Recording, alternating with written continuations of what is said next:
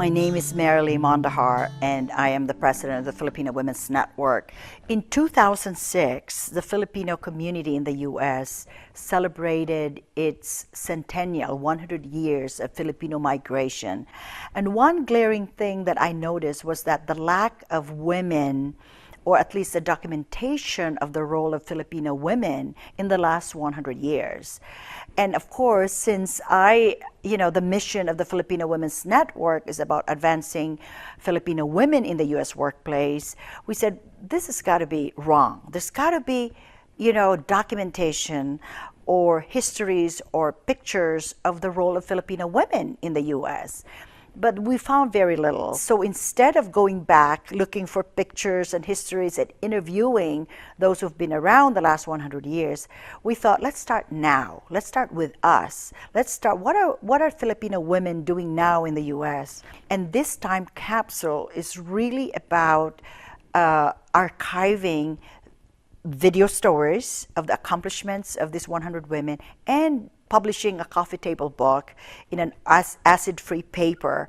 And we actually are planning a real-time capsule, which we plan to leave with the Asian Art Museum, so that for the bicentennial of Filipino migration in the U.S., we would be assured that there will be stories of us, of all these Filipino women who have done and influenced, their own workplaces, maybe their own organizations or their communities, and really just document what their stories are about.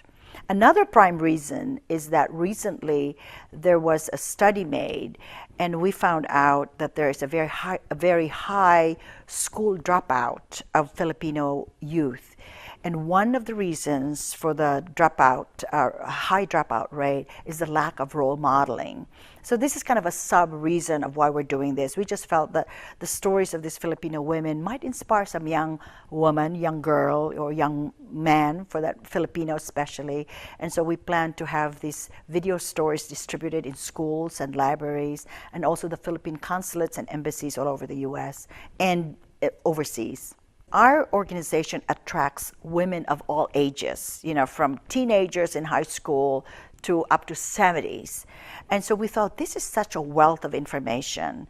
And these women join us because they want to follow us, shadow us, for those of us who have been successful in our field of expertise.